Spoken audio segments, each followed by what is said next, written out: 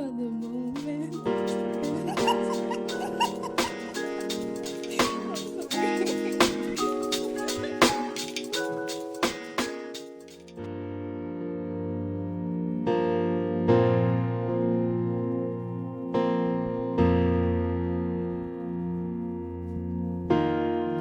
How I live for the moment where I'm still in your presence. All the noise dies down. Lord, speak to me now. You have all my attention. I will linger and listen. I can't miss a thing. Lord, I know my heart wants more of you. My heart wants something new, so I surrender all. All I want is to live within your love, being done by who you are. My desire is to know you deeper. Lord, I will open up again, throw my fears into the wind. I am desperate for a touch of heaven. Oh, oh, oh,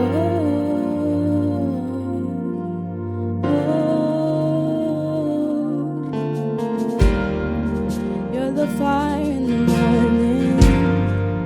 You're the cool in the evening, the breath in my soul, all the life in my bones. There is no hesitation in your love and affection. It's the sweetest of all. Lord, I know my heart wants more of you. My heart wants something new, so I surrender all. All I want is to live within your love, being done by who you are. My desire is to know you deeper. Lord, I will open up again, throw my fears into the wind. I am desperate for a touch of heaven. Oh, oh,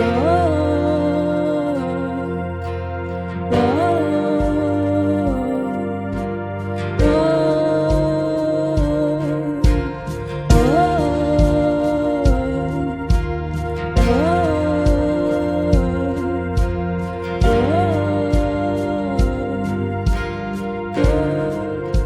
I open up my heart to you.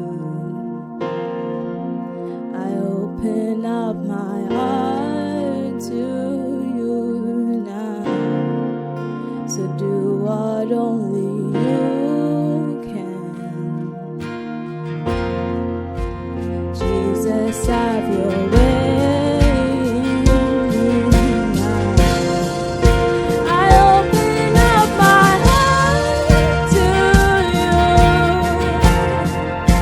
I open up my heart to you now, to do what only you can.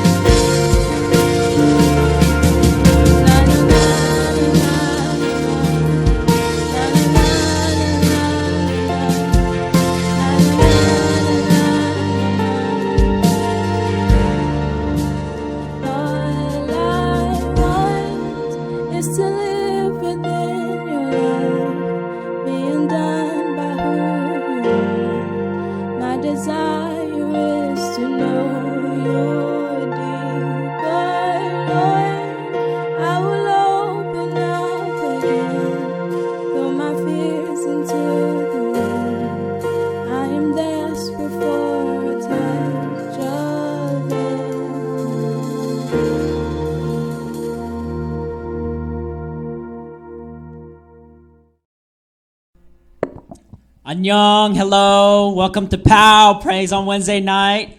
Tonight we have another guest with us, and would you like to introduce yourself? I am Jemima Adisa. All right, awesome. Okay. I'm sorry, that's all I got. Okay. Well, tell us a little bit about yourself. Yes. What's your favorite food? I like food. That's it. All food? Most food. Okay, that's fair. What's your favorite kind of food? I don't got favorites. Okay, no problem. Where are you from originally? I'm from Lagos, Nigeria. Nigeria. West Africa. Okay, that's great. What's Nigerian traditional food there? There's no Nigerian traditional food. Sorry. I'm Yoruba, and there are traditional Yoruba dishes. Oh, Yoruba dishes. Yoruba. Yoruba. That's good enough. Yoruba. And is it made like most of by like beef or pork or? No, we don't do pork. Oh, okay. Then is that beef? Yeah. Steak? Beef, I guess. Beef, like grilled beef or boiled beef? No, okay, so the easiest thing I can say. Yeah, is could you please explain a little bit so about? like if you do beef, maybe beef stew. I'm pretty sure I showed you pictures before. So it's a stew type of. Yeah, very stew type with like. And you eat with rice. Rice and other things. Okay, great.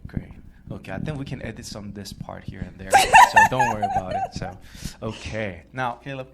All right. One question I do have is, what do you feel like has been most beneficial to you in your walk with Christ? Ooh.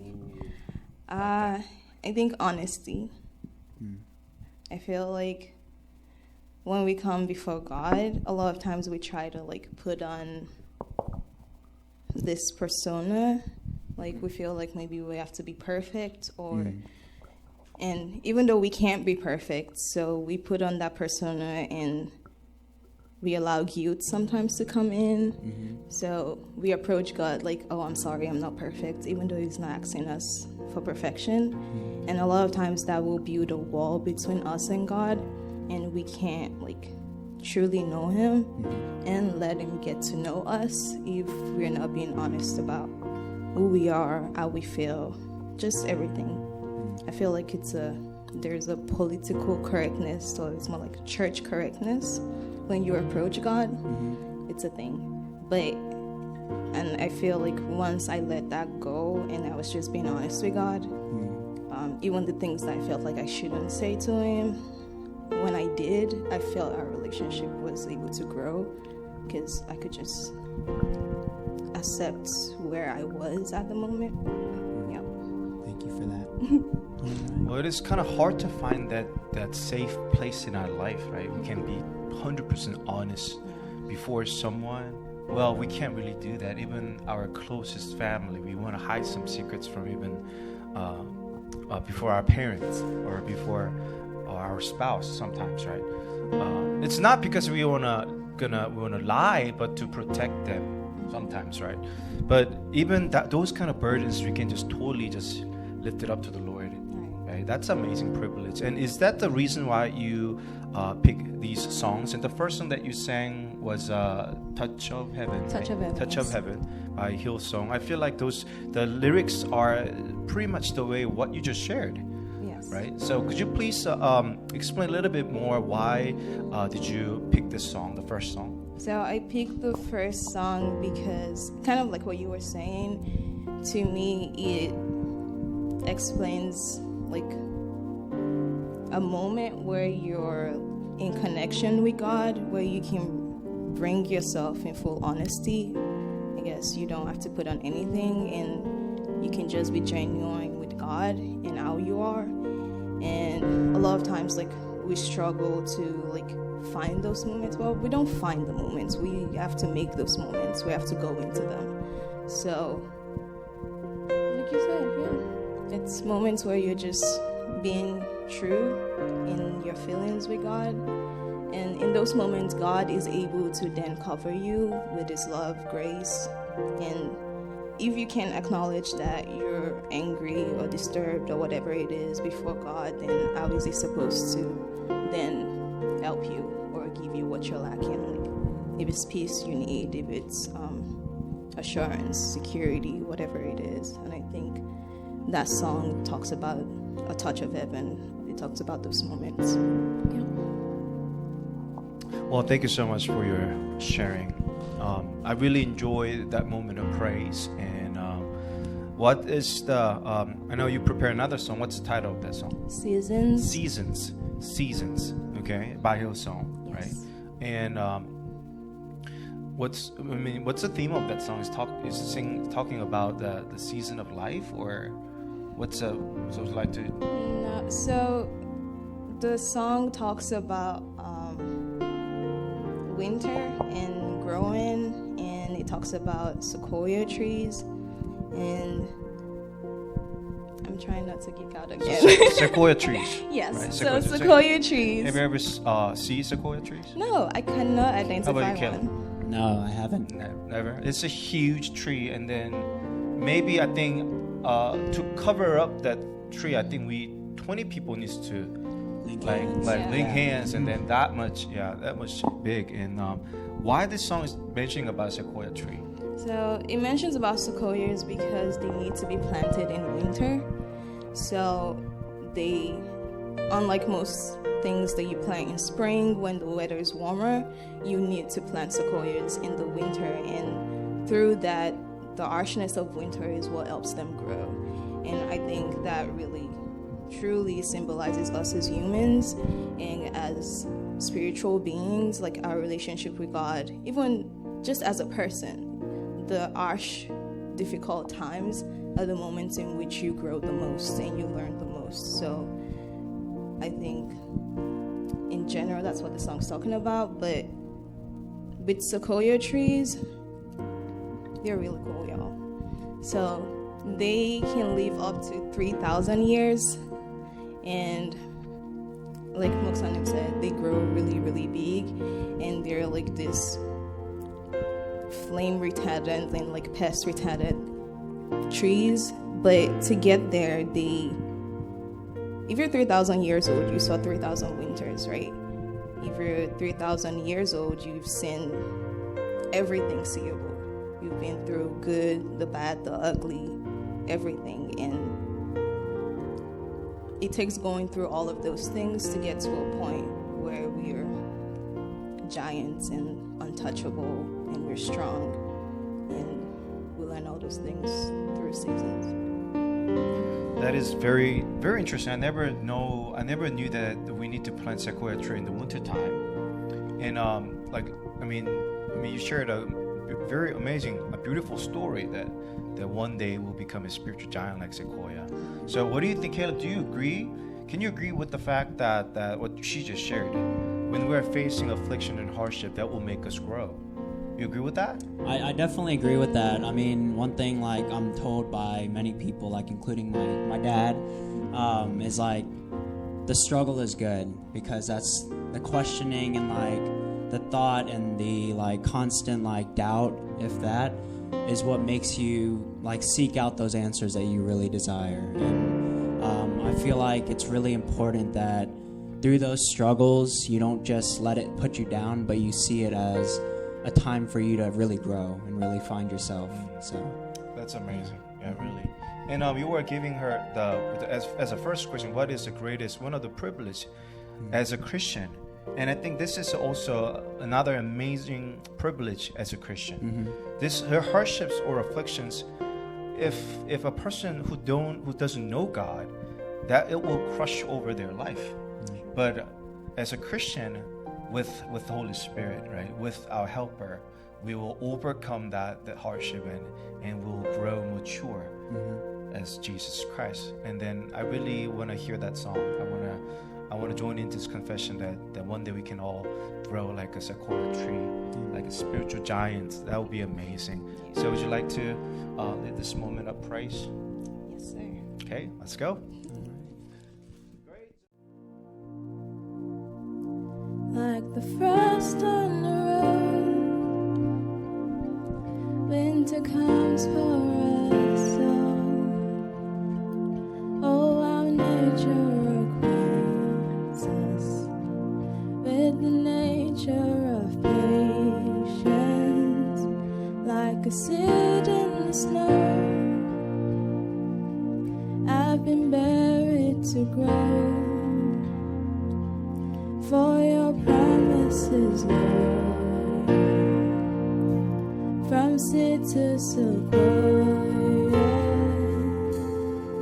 I know, though the winter is long and richer, the harvest it brings. Though my waiting prolongs even greater, your promise for me. I believe that my season will come.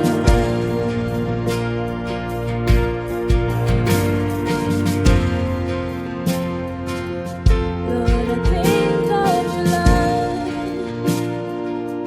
like the low winter sun.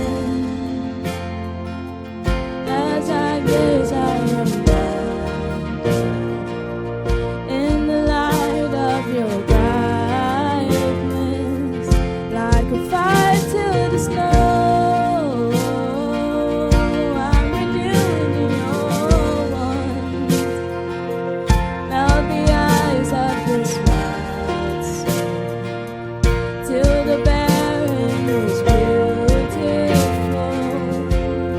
And I know, though the winter is long and richer, the harvest it brings.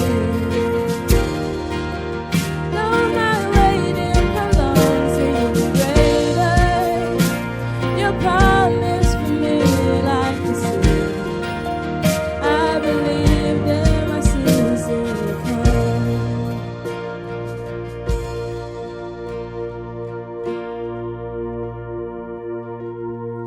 I can see the promise, I can see the future. You're the God of seasons, I'm just in the winter. All I know of harvest, that is for my patience. And if you're not done working, God, I'm not done waiting. You can see my promise, even in the winter. You're the God of greatness, even in the manger. For all I know of seasons is that you take your time. You could have saved us in a second. Instead, you sent us to dry.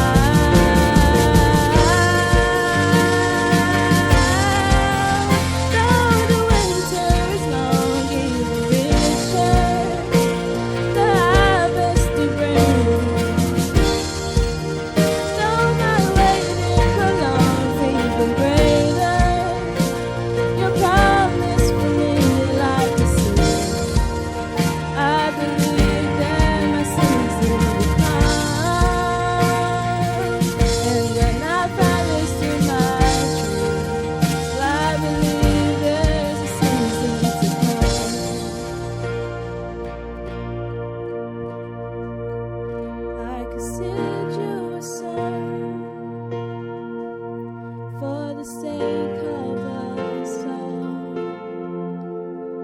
from Bethlehem.